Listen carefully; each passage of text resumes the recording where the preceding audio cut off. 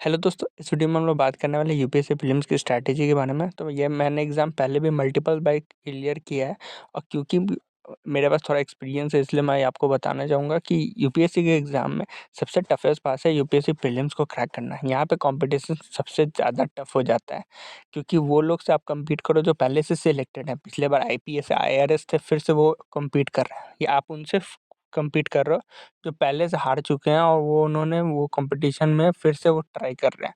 तो ये 2 जो कंपटीशन का सबसे बड़ा प्रॉब्लम यही है कि यहाँ पे जो कंपटीशन का बाड़ है वो बहुत ज़्यादा फ़ियर्स हो जाता है।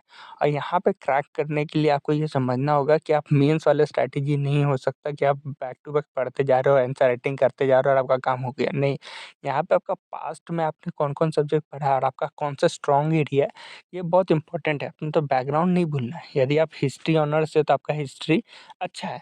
यदि आपने पॉलिटिकल साइंस ऑनर्स किया तो आपका पॉलिटिकल साइंस अच्छा है। यदि आपने इससे पहले यदि 2 साल यदि ज्योग्राफी को दिया तो ज्योग्राफी आपका अच्छा है।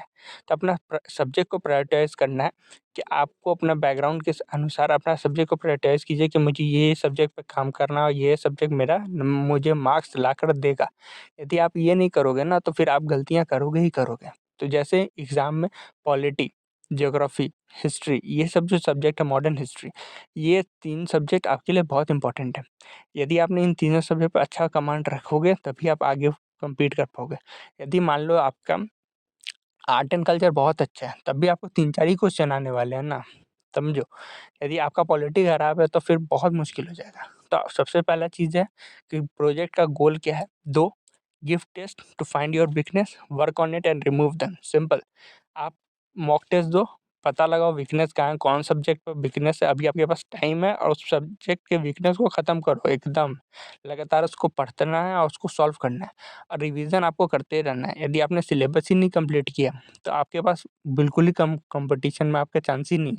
क्योंकि आप समझ रहे हो 40% कट ऑफ जा रही है, 45% कट ऑफ जा रही है।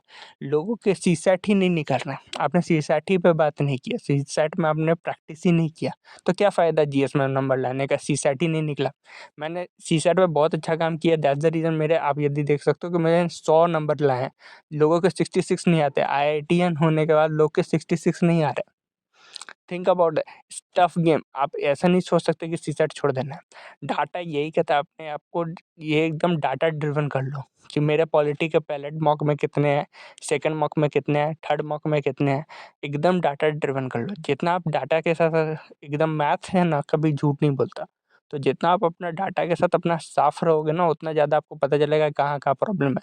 यदि आपको मॉडर्न हिस्ट्री में 2 मॉक देने के बाद भी अच्छे मार्क्स नहीं आ रहे तो प्रॉब्लम है। उस मॉडर्न हिस्ट्री में आपको पता चलना चाहिए कि कहाँ प्रॉब्लम हो रहा है, कौन चैप्टर में प्रॉब्लम हो रहा है। एकदम एकदम कहते हैं ना, इसको धागा खोल दो सभी का, कहाँ-कहाँ प्रॉब्लम है, एक-एक सब्जेक्ट का एक-एक चैप्टर तक पहुँच जाओ। और यही फ़ायदा होता है मॉक टेस्ट देने का। तो सिर्फ रिवीज़न नहीं करना है या सिर्फ बैठ के पढ़ते नहीं रहना है, एकदम मैथमेटिकल कर दो कि यदि आपने पॉलिटी का क्वेश्चन लगाया तो पॉलिटी में कहाँ गलती हो रही है। सिर्फ पॉलिटी में गलती हो रही है इससे नहीं काम चलेगा। सिंपल, आपको ये भी पता लगा लेना है कि पॉलिटी में मान लो जब भी पार्लियामेंट का क्वेश्चन आता है वहाँ मैं फँस जाता हूँ। जब ये आर्टिकल्स पे आ रहा है मैं फँस रहा हूँ। या फंडामेंटल राइट्स में जहाँ थोड़ा-सा घुमा दे रहा है डीपीएसपी के साथ, मैं फँस रहा हूँ। तो आपको वो एरिया पता होना चाहिए। आप रिज़ल्ट चेक करते रहोगे तभी आपका काम होगा। जैसे ही आप इस सारी चीज़ों पे काम करोगे ना, तो आपको देखने में मिलेगा कि आप जो बाद में जब मॉक लगाओगे तो आपके मार्क्स बढ़ेंगे।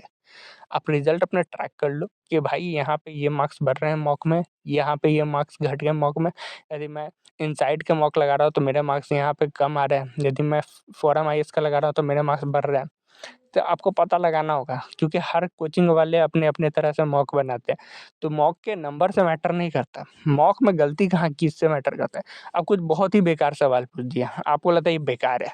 प्रीवियस ईयर क्वेश्चन आपने देखा है, आपको लगता है कि एकदम बकवास है, तो छोड़ दो, कोई मैटर नहीं है। मॉक के मार्क्स इम्पोर्टेंट नहीं है, मॉक में कहाँ गलती कर रहे हो ये इम्पोर्टेंट है। तो रिजल्ट टू यही है। मॉक के मार्क्स हमने नहीं देखते रहना है कि हमको 47 आ रहा है कि 57 आ रहा है या 97 आ रहा है। प्री में मॉक के मार्क्स का लिटरली ज़ीरो वैल्यू है। आपने जो एरिया में गलती की उसका वैल्यू है, कि आपने गलती कहाँ की। यदि आपने इस पे फोकस नहीं किया ना तो फिर डैमेज होगा।